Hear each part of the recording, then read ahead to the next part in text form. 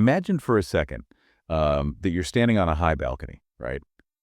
And you're looking out over just a massive, sprawling city at night. Okay, I'm picturing it. You can see like the glow of televisions through apartment windows, the headlights of thousands of cars stuck in gridlock, and people walking down the street completely absorbed in their own little bubbles. Right, everyone in their own world. Exactly. Yeah. Now, what if you possessed a superpower where you could just snap your fingers and instantly know exactly what story was playing in every single one of those spaces simultaneously? Oh, wow. So you could hear the exact words echoing in millions of ears at the exact same moment. Yeah. I mean, think about what that would tell you. It would be, well, basically a direct download of the cultural zeitgeist. Right. You wouldn't just be hearing stories, you'd be hearing the raw, unfiltered anxieties, the curiosities, and, the desires of an entire society just mapped out in real time. And today, we are using the Apple Podcasts top charts as that exact superpower.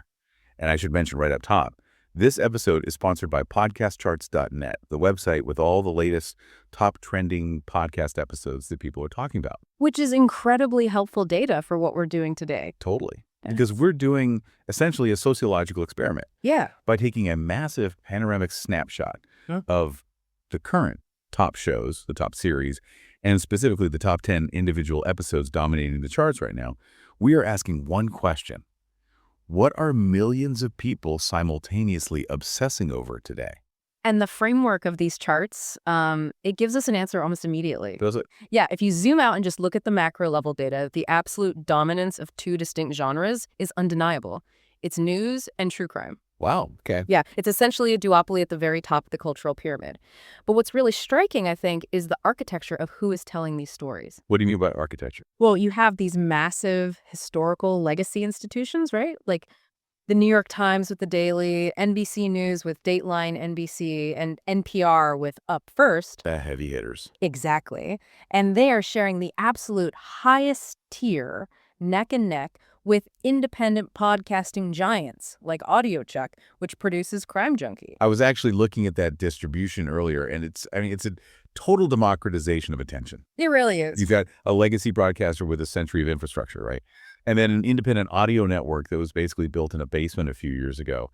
And they occupy the exact same digital real estate. Yeah, the playing field is completely leveled. But what really stopped me in my tracks when looking at the source data from podcastcharts.net was the footprint of it all. The global reach. Right. Because we tend to think of these charts parochially, right? Like, oh, this is just an American media diet. Sure, we focus on what's trending here. But the platform tracks localized listenership across hundreds of regions. Right. We're talking Eswatini, Micronesia, Tajikistan, Cape Verde, Bhutan. That is wild. Someone riding a train in Tokyo and someone driving a truck in Texas could literally be listening to the exact same audio file at the exact same moment. Which forces us to look past the superficial appeal of the medium, right, and examine the psychological infrastructure of global storytelling. Yeah, because audio is different. Completely different. It bypasses the visual cortex entirely. It operates differently than television or, mindlessly scrolling social media. It feels like the voice is inside your own head. Exactly. It creates this synthetic yet incredibly powerful form of intimacy.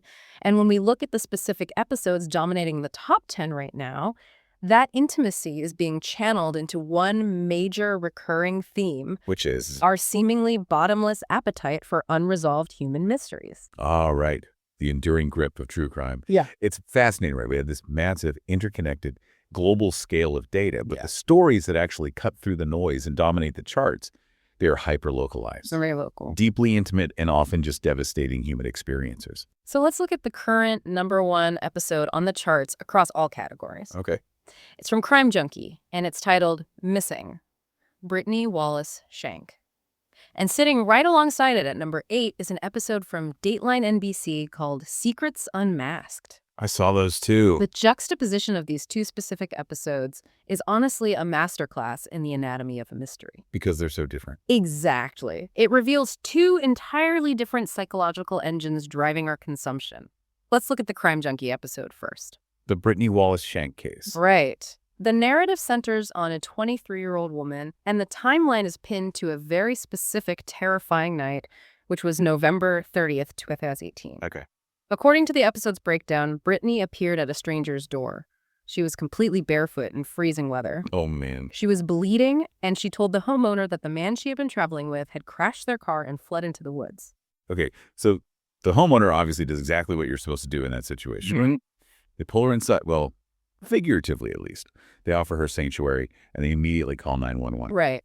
And the dispatcher sends deputies who are literally en route. But this is the detail that elevates the story from a tragic local news blurb into a national chart-topping obsession. The disappearance. Yes.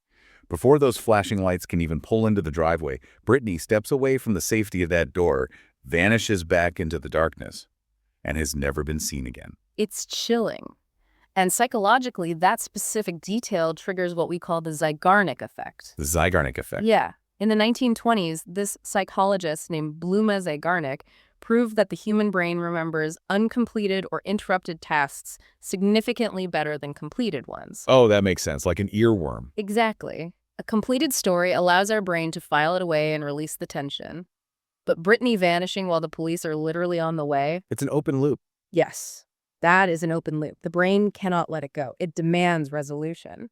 And that brings us to the contrast with the Dateline NBC episode at number 8, Secrets Unmasked. Right, the Regina Hicks case. Exactly. She was a 25-year-old mother from Ohio whose body was found at the bottom of a pond. Tragic. Very. But the architecture of this episode is completely inverted from the Crime Junkie case. How so? Well, Brittany's disappearance is a relatively recent gaping open wound from 2018. The Regina Hicks case remained a total frozen mystery for nearly a quarter of a century. A 25-year-old cold case. Yes. And it was finally cracked because a key witness, after 2.5 decades, suddenly had a profound change of heart. And that time frame changes everything about how we, the listener, process the information. Definitely. Over 25 years, human memory undergoes massive decay and reconstruction. A witness changing their story after that long isn't just a legal breakthrough, it's a psychological anomaly. You are exploring the burden of guilt, right? Yeah, the corrosion of a secret over thousands of days. But hold on, looking at these two episodes side by side, are we even talking about the same genre anymore? I mean, they're both true crime. I know, but to me, they feel like two entirely different forms of psychological consumption. Break that down. Well, listening to a recent unsolved missing persons case, like Brittany's, especially because the hosts actively direct you to their YouTube channel to stare at suspect sketches, and they explicitly read out the phone number for the St. Joseph County Sheriff's Office, that feels like an urgent, crowdsourced search party. It's a call to action. Right. It feels like the host is handing out digital flyers and deputizing me, the listener. You're right. The medium is basically being weaponized for a real-world outcome. Exactly. But listening to a 25-year-old cold case that has already been solved feels completely different. Less urgent. It's practically a completed historical novel. You're going through the tragic, terrifying motions, sure, but subconsciously your heart rate is steady. Because you know the ending. Right. You know you're waiting for that final, satisfying chapter where the witness comes forward, the gavel falls, and order is restored. It's safe. That's a crucial distinction. And it forces us to ask kind of a difficult question about the role of the audience here. What's the question? Well, shows like Crime Junkie, hosted by Ashley Flowers and Britt Praywat, leverage tens of millions of listeners. And they're explicitly asking for actionable help. They give out the 269 area code. Right. But does this volume of crowdsourcing actually aid an investigation, or does it just overwhelm the system? Oh, I see what you mean. When you deputize 10 million people, you aren't just generating valid tips. You are generating an avalanche of amateur sleuthing, false positives, and noise that a local sheriff's office has to physically sift through.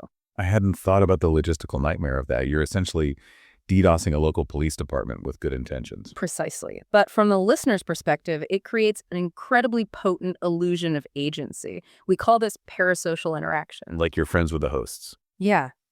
You feel like you are sitting at the table with Ashley and Rit, reviewing the case files. You feel like you might be the one to recognize the sketch. That makes sense. That provides a sense of control and participation that a resolved 25-year-old Dateline cold case simply doesn't offer. Because there's nothing left to do. Exactly. Even though both satisfy that dark evolutionary curiosity about predators in our midst, one makes you an active participant and the other makes you a relieved observer. It's the difference between being trapped in an escape room where the clock is ticking and watching a documentary about how an escape room was built. That's a great way to put it. You have a stake in the outcome. Wow. But, as I trace the through line of these charts, I see a fascinating thematic shift. Moving away from crime. Yeah. If true crime satisfies our psychological need to solve a local, intimate mystery, the massive, impenetrable block of daily news shows dominating the top 10 reflects our desperate need to decipher something much larger. National politics. Exactly. The complex, often chaotic machinations of national power. And before we unpack this specific block of episodes, we really need to pause and make something explicitly clear to you, the listener. Very clear. The sources we are about to discuss cover deeply political, highly charged current events. They feature commentary, reporting, and analysis from both left-leaning and right-leaning perspectives. Right. We are impartially reporting the viewpoints exactly as they are contained in these source materials. We are taking absolutely no political sides, nor are we endorsing any of the policies discussed. Not at all. Our sole mission here is to convey the content as it was published by the original creators and to analyze what its immense popularity says about the mechanics of our daily media diet. Yeah, we are just looking at the menu. We aren't cooking the food. Exactly. So looking at the political landscape on these charts, it is dense. Very dense. We are looking at episodes 2 and 3 from The Daily, episode 5 from Pod Save America, and episode 6 from NPR's Up First. That represents tens of millions of people downloading a massive block of daily political analysis. And what's revealing is the sheer density of structural, foundational changes these episodes are covering, specifically examining the microscope of a second Trump term. It's not just like horse race politics. No, not at all. It's about the underlying machinery of the government. Let's start with the judiciary and immigration. Okay, let's dive in. The Daily features reporting by Nicholas Nehamas, who is a New York Times Washington correspondent. And he conducts this incredibly detailed interview with Judge Holly D'Andrea. Who is she? She is an immigration judge and the president of the National Association of Immigration Judges. Okay. They break down how the Trump administration is systematically pressuring judges within the immigration court system to drastically speed up deportations. Wait, I need to stop you there because this is a mechanical blind spot for a lot of people, myself included. Sure. When we hear judge, we think of the judicial branch, right? Of course. We think of Article 3 federal judges who have lifetime appointments that are completely independent from the president. How can the administration systemically pressure a judge? That is the exact structural quirk that makes this story so consequential. Immigration courts do not actually exist within the judicial branch. Wait, really? No. They are housed within the Executive Office for Immigration Review, which is part of the Department of Justice. Oh. That means immigration judges are technically employees of the executive branch. They answer to the Attorney General, who answers directly to the president. So they don't have the constitutional firewall that a standard federal judge has. Yep. They're essentially executive branch lawyers wearing robes. Exactly.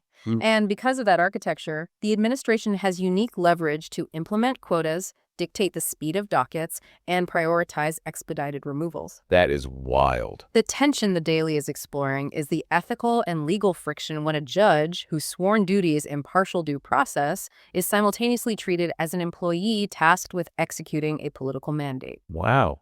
And that friction is spilling over into the actual constitutional judicial branch, too? Yes, it is. Because if we look at NPR's Up First, they're reporting on a federal judge in Minnesota, an actual Article 3 judge, who just threw out a series of grand jury subpoenas issued by the Trump administration. Right. The judge explicitly ruled that these subpoenas were being actively used to harass and retaliate against state and local officials who were refusing to assist with the president's immigration crackdown. Which is a massive separation of powers clash. This sounds like it. A grand jury subpoena is one of the most powerful, compelling tools the federal government has to force someone to produce evidence or testify under oath. Right. For a federal judge to quash them on the grounds of political harassment is an extraordinary rebuke of executive power. Okay. So right there, across two top podcasts, you have a masterclass in domestic legal warfare. But the domestic legal warfare is only half the picture. True. When we move to the foreign policy segments covered in these episodes, the charts reveal a landscape of geopolitical maneuvering that, frankly, seems totally contradictory. What do you mean? Well, Up First reports a massive shift in strategy. The U.S. is lifting decades-old oil sanctions on Iran. Okay. Now, the stated logic in the reporting is that by letting Tehran openly sell oil at higher prices, the U.S. gains a new lever to force them to comply with nuclear program inspectors. Right. But honestly, I struggle with the economic mechanics of that. It's confusing. If you let a hostile nation sell their most valuable commodity at a premium, aren't you just enriching them? How does that create leverage? It sounds totally counterintuitive, I know. But here is the economic theory they are operating under, as discussed in the broader geopolitical analysis. Lay it on me. For years, Iran has operated a shadow fleet. A shadow fleet? Yes, smuggling oil and selling it at steep discounts to countries like China just to bypass sanctions. It's a black market economy. Okay, I'm following.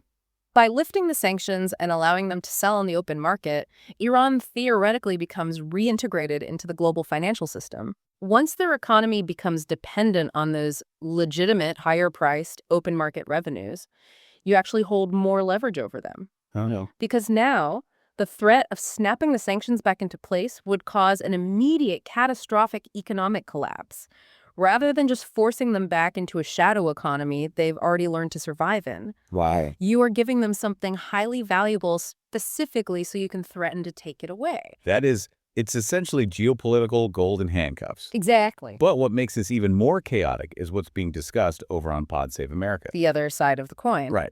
Because while the official diplomatic channels are orchestrating this complex economic leverage game, the podcast highlights that Vice President J.D. Vance has been conducting independent negotiations with Iran. Which introduces an entirely unpredictable variable into the foreign policy apparatus. To say the least. Historically, the executive branch speaks with one voice on foreign affairs. Having a vice president operating a parallel diplomatic track is highly unusual and, historically speaking, brushes right up against the spirit of the Logan Act. Remind me what that is. It prevents unauthorized individuals from negotiating with foreign governments. Though, as vice president, his authorization is an incredibly blurry constitutional line. Blurry is definitely the operative word for this entire news cycle. For sure. Because if you step back and look at the sheer contrast of topics discussed in a single day across these episodes, the whiplash is staggering. Yeah, it's a lot to take in. For instance, up first, there's a segment on Trump heading to Pennsylvania, a key battleground state, to deliver a speech on the macroeconomy. Okay, pretty standard. Right. He is highlighting falling gas and grocery prices as a peace dividend from ending foreign conflicts, attempting to counter record low approval ratings. That is a very standard, conventional, predictable political narrative. Economics 101. Standard political economy, yes. It's the traditional levers of an administration trying to secure its footing. Exactly. But then you cue up Pod Save America, and you get this surreal, incredibly petty, almost theatrical side of the administration. Oh, the pool story. Yes. They spend time breaking down a story where Donald Trump has ordered the complete draining of the reflecting pool in Washington, D.C. because a special coating he personally ordered for the bottom of the pool, which he bragged would last for at least 50 years, is suddenly peeling off and causing massive algae blooms. You're kidding. No. Instead of accepting it as a maintenance failure, he is publicly blaming vandals for ruining his pet project and has ordered federal agents to start making arrests. That is wow. And that same episode casually drops in details about Trump overseeing a luxurious custom renovation of a Qatari jet that is slated to become the new Air Force One. Just casually drops that in? Yeah, and notes, almost as an aside, that Bill Pulte, a philanthropist and Twitter personality, has just stepped in as the acting director of national intelligence. Okay, this is exactly what I want to challenge you on, and really challenge anyone listening who consumes this kind of media daily. Go for it. When you look at this block of episodes, how is the human brain supposed to process this kind of informational whiplash? It's definitely tough. Think about your morning commute. In the span of a 45-minute drive, you are absorbing foundational changes to the federal judiciary's architecture, a high-stakes geopolitical gamble with Iranian oil markets, and a bizarre, hyper-fixated dispute over algae in a monument's reflecting pool. It creates a state of perpetual cognitive dissonance. Exactly. Does this sheer volume and variety of daily information actually create a highly informed public? Or does it just create an overwhelmed public that is addicted to the adrenaline hit of the absurd? That's a very fair question. Are people tuning in to understand the nuances of the Director of National Intelligence, or are they tuning in to hear about the peeling paint in the pool? I think the data suggests it creates a public that is highly stimulated but often context poor. Context poor. Yeah. That makes sense. The human brain struggles to assign appropriate weighted value when every single story is delivered with the same level of breaking news urgency. Right. When the director of national intelligence and a drained pool occupy the same 20-minute audio segment, they artificially feel equally important. Yeah, they get equal weight in your mind. And just to add another massive layer of structural complexity to that commute, the Daily's other top episode shifts away from traditional politics entirely to focus on a seismic shift in public health. Oh, yes. The episode featuring mental health reporter Ellen Berry. Yes. She discusses Robert F. Kennedy Jr.'s newest initiative as health secretary, which is championing the deprescribe movement. And this is where the mechanics of the story are just fascinating. Let's hear it. RFK Jr. is targeting a massive open secret in modern psychiatry: the prolonged, indefinite use of psychiatric drugs, specifically SSRIs and antidepressants. Okay. He is asking a very uncomfortable question. Why are millions of Americans taking these medications for decades when they were originally tested and intended for short-term intervention? I found this deeply unsettling. It is. The reporting highlights that doctors are highly trained and proficient at starting patients on these treatments, but there is virtually no medical protocol, no established curriculum for getting patients off of them safely. To understand why that's so dangerous, you really have to look at the biology of what these drugs do. Okay. When someone takes an SSRI for years, their brain undergoes neuroplastic changes. The brain realizes there is an abundance of serotonin in the synapses, so it physically downregulates or reduces its own natural serotonin receptors to balance things out. The brain literally alters its physical structure to accommodate the drug. Precisely. So when a patient decides they want to stop and they try to taper off, they aren't just returning to their baseline depression or anxiety. Right. They're returning to a brain that has fundamentally fewer receptors than when they started. That sounds horrible. It triggers severe physical and psychological withdrawal, what patients often call brain zaps, extreme vertigo, and compounding depression. Oh my God. Because the medical community lacks a standardized tapering protocol, patients are being forced to take matters into their own hands.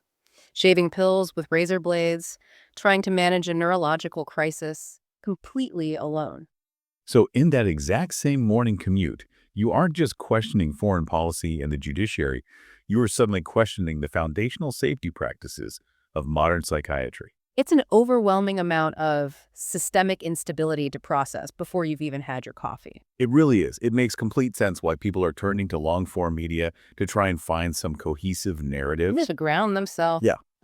The Pod Save America episode actually features New York Times reporters Maggie Haberman and Jonathan Swan discussing their new book, Regime Change, Inside the Imperial Presidency of Donald Trump. Right. It feels like listeners are actively seeking out real-time historical documentation just to organize the chaos of the daily news drops into something that makes sense. Absolutely. The daily news podcasts provide the raw, chaotic data points, but books and the long-form interviews about them provide the scaffolding. A structure. Exactly. The audience is desperately seeking a framework to hang those points onto. The through line here is essentially a profound loss of control. How do you mean? Well, in politics, the listener is subjected to global forces, executive orders, and systemic failures that they cannot individually change. Right, you're just along for the ride. So where do we go when the weight of that powerlessness becomes too much? When we just need an antidote to the chaos? We needed distraction. The charts give us a very clear answer. We turn to the highly controlled, strictly regulated, yet completely unscripted drama of sports. It is the ultimate psychological palate cleanser. It really is. Sports offer an environment with clear, objective rules, defined boundaries, and immediate, definitive outcomes. Somebody wins, somebody loses. Exactly. The stakes feel incredibly high in the moment, which satisfies our need for drama. But a lost game doesn't change federal law, it doesn't cause a neurological crisis, and it doesn't solve a murder.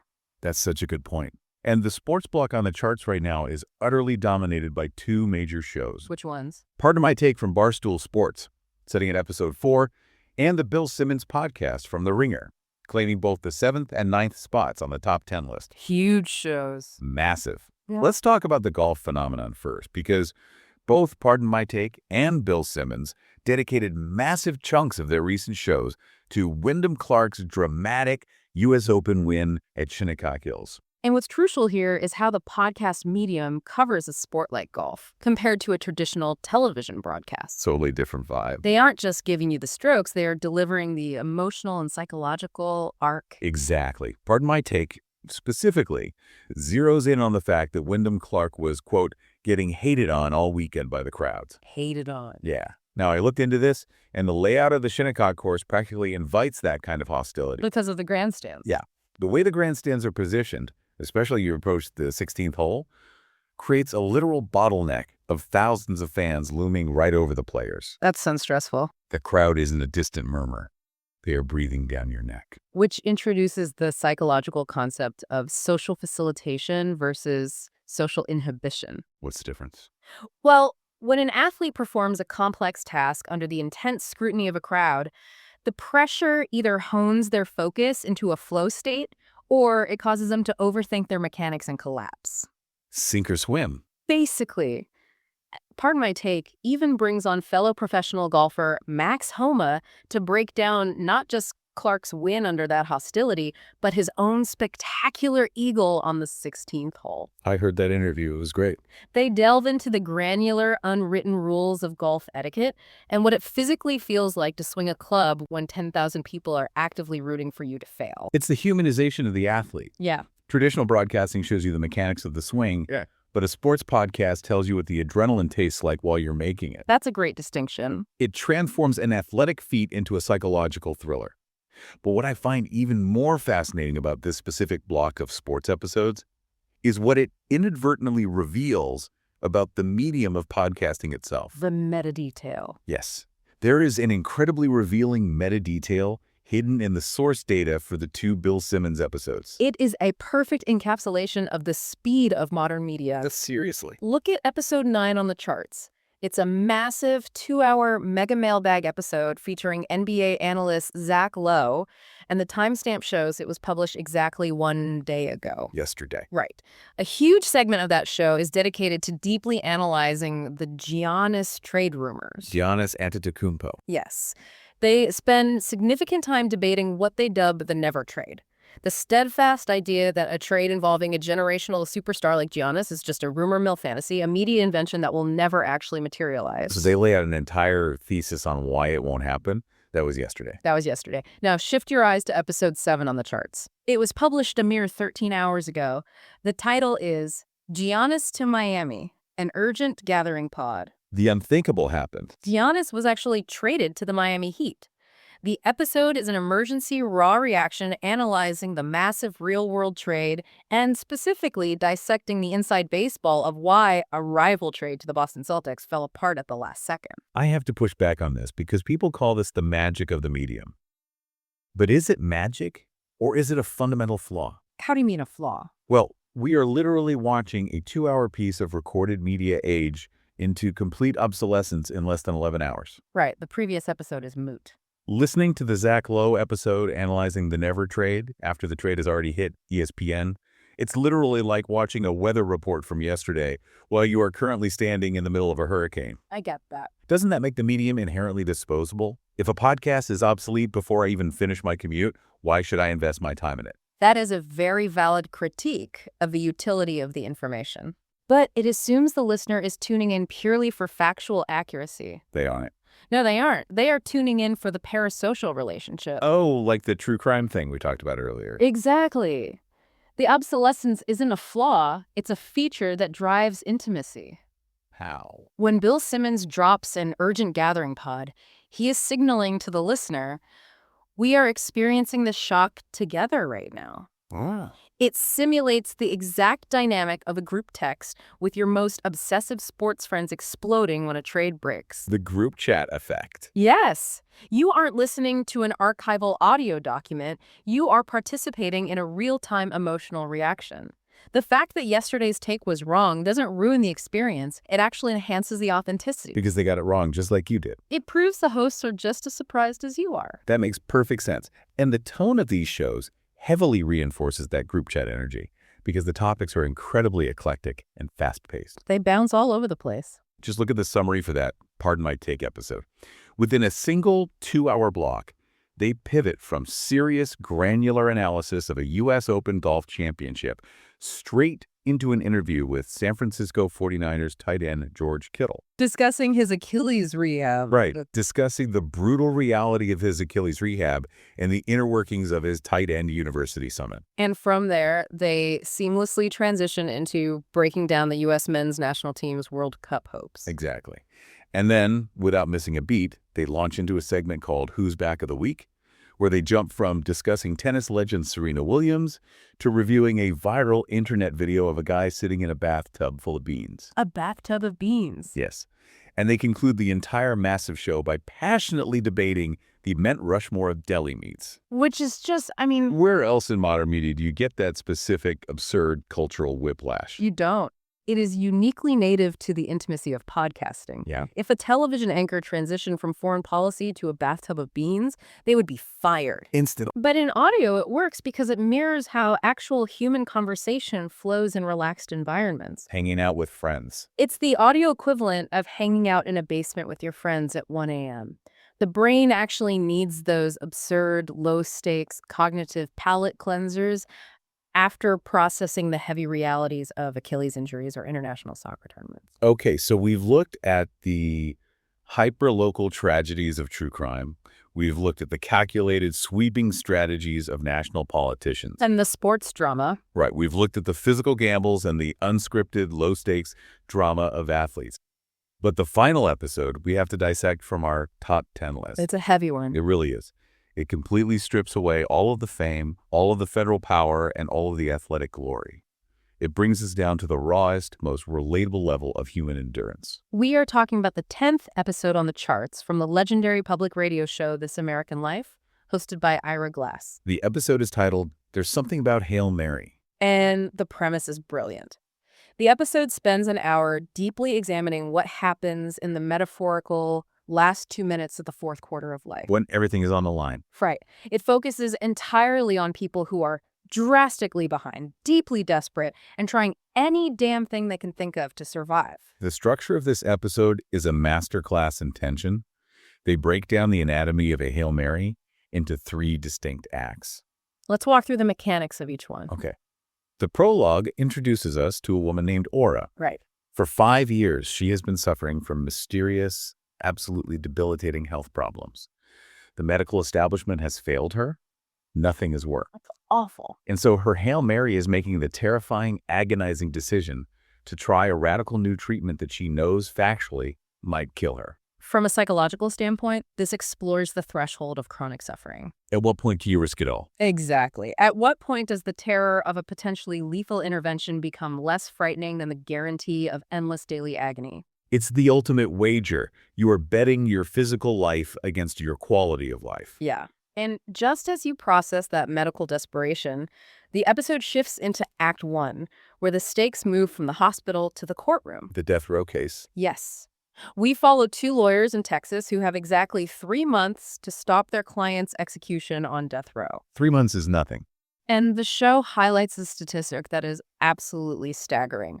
They are operating in an appellate system where appeals for people on death row fail 94% of the time. 94%. Let that sink in. I couldn't believe that number. Yeah. I had to stop and ask myself, how is a justice system designed with a 94% failure rate? It seems broken. Why bother having an appellate process at all if the outcome is essentially predetermined? To understand that 94% failure rate, you have to understand the specific legal mechanics of the appellate system. Okay, educate me. Specifically under a federal law passed in 1996 called AEDPA.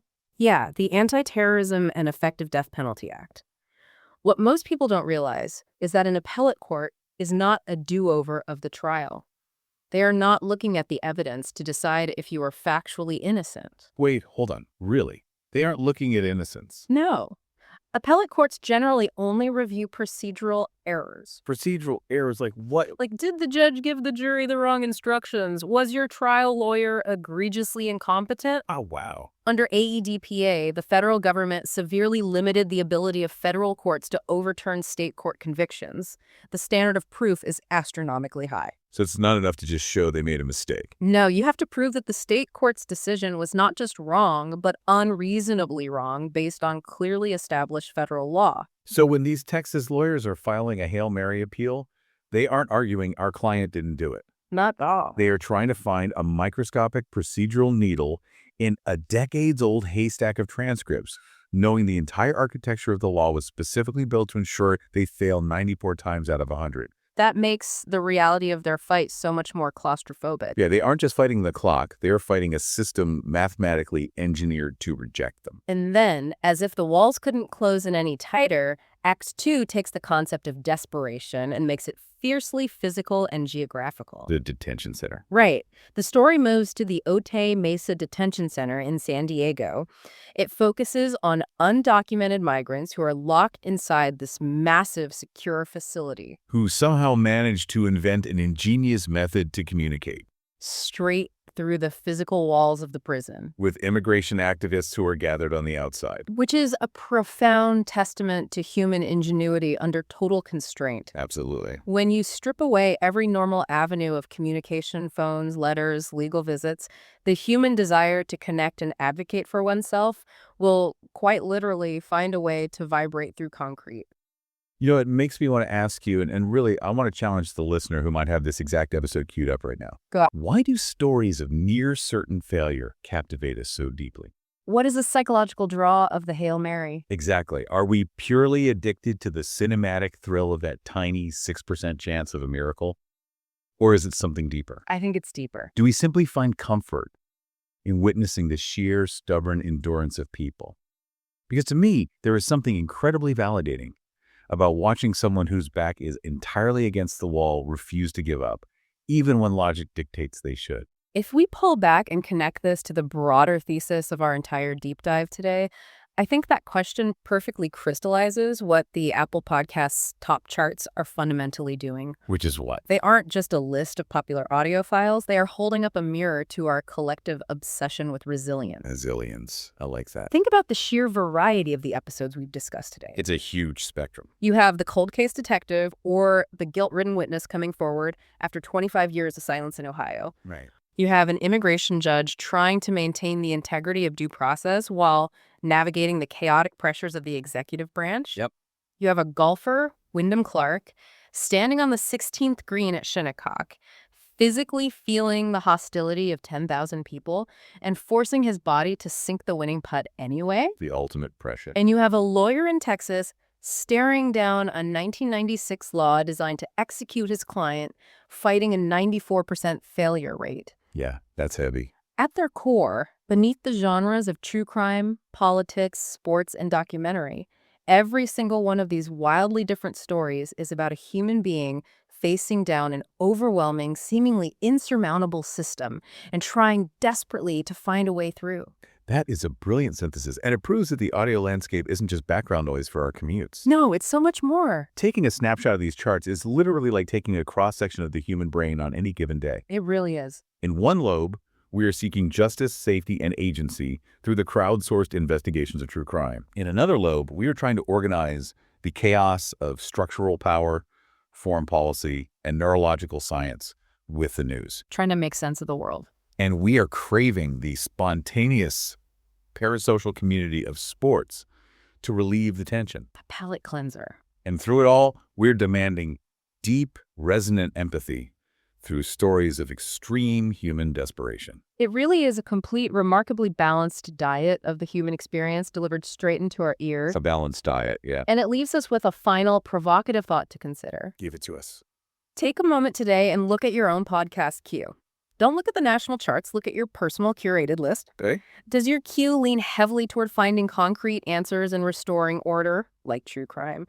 Does it lean toward escaping reality entirely into a world of defined rules, like sports? Or is it heavily weighted toward preparing for systemic changes in geopolitical shifts, like the daily news? Exactly. Look at the audio you passively consume every single day and ask yourself, what does this say about what you subconsciously feel you are lacking in your real day-to-day life?